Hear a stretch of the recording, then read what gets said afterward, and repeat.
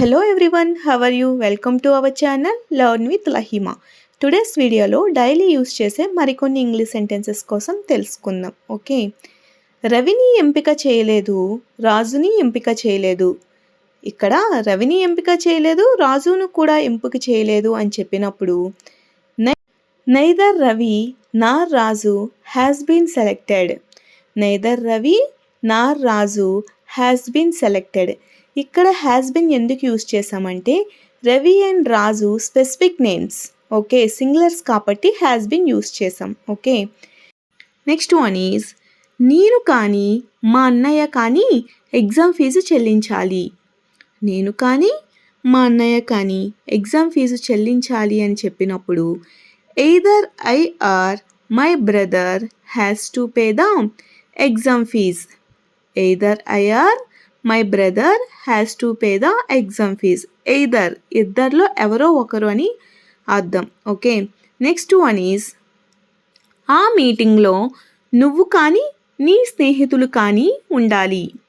ఆ మీటింగ్లో నువ్వు కానీ నీ స్నేహితులు కానీ ఉండాలి అని చెప్పినప్పుడు either you or your friends have to be in the meeting. Either you or your friends have to be in the meeting. ఇక్కడ హ్యావ్ ఎందుకు యూస్ చేసామంటే ఫ్రెండ్స్ అనేవాళ్ళు ప్యూరల్ కాబట్టి మనం ఇక్కడ హ్యావ్ యూస్ చేసాం. Okay, next one is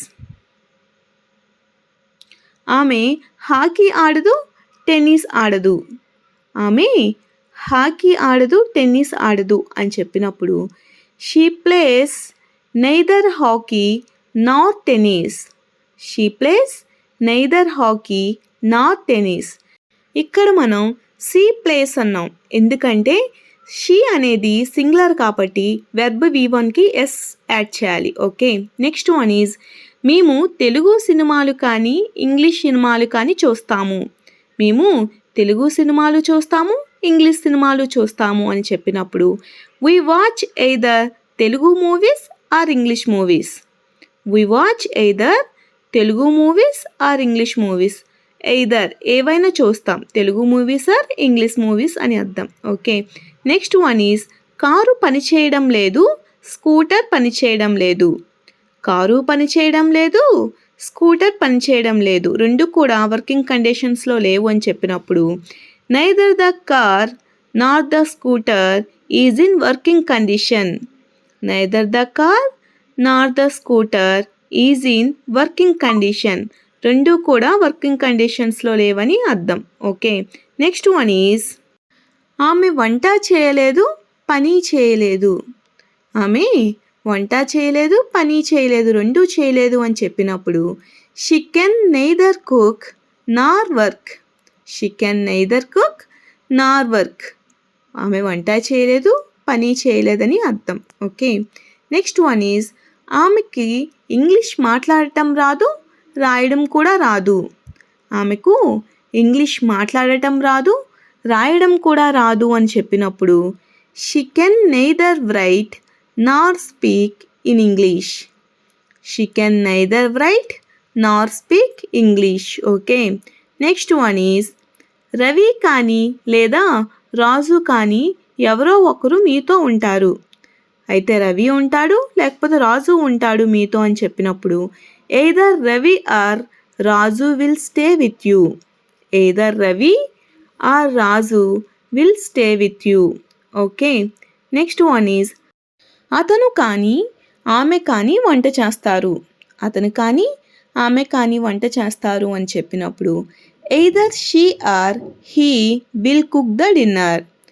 either she or he will cook the dinner. Okay, next one is సోమరిగా ఉండవద్దు, చదువు లేదా నిద్రపో.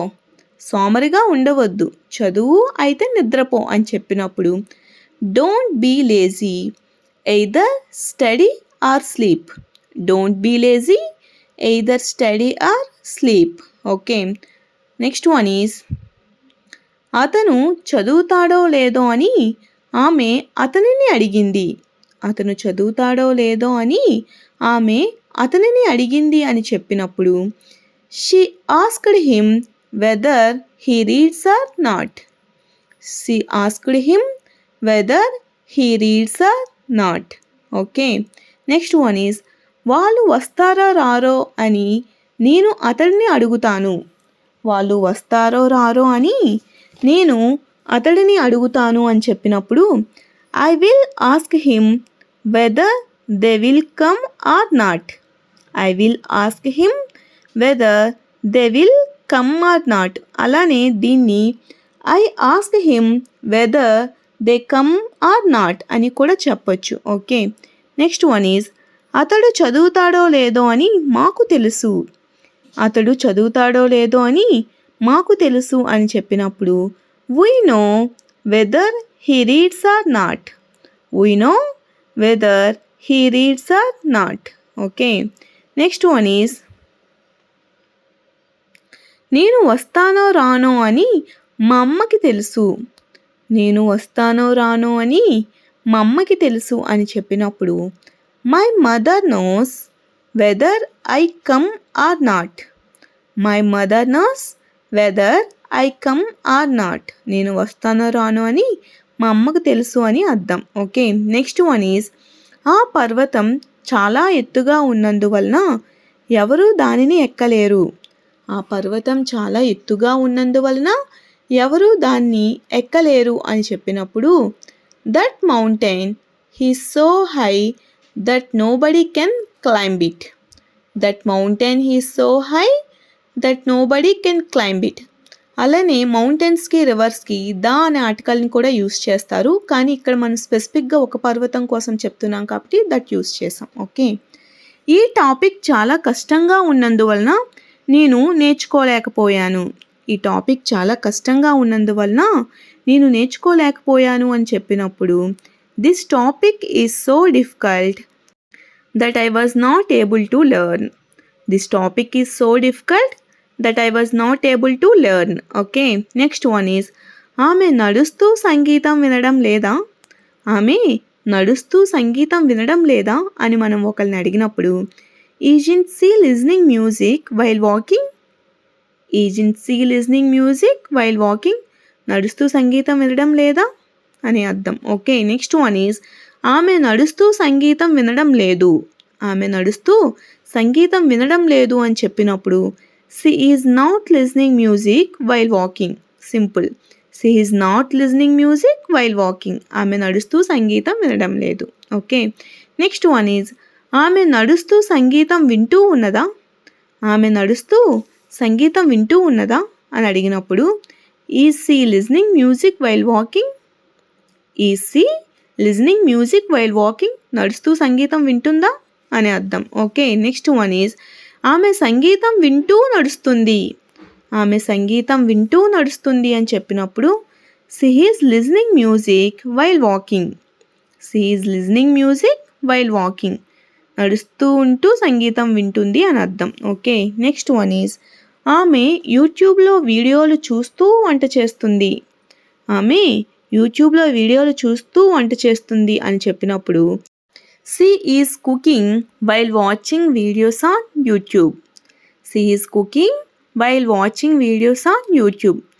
వీడియోస్ చూస్తూ వంట చేస్తుందని అర్థం. ఓకే, నెక్స్ట్ వన్ ఈజ్ అతను టీవీ చూస్తూ భోజనం తింటున్నాడు.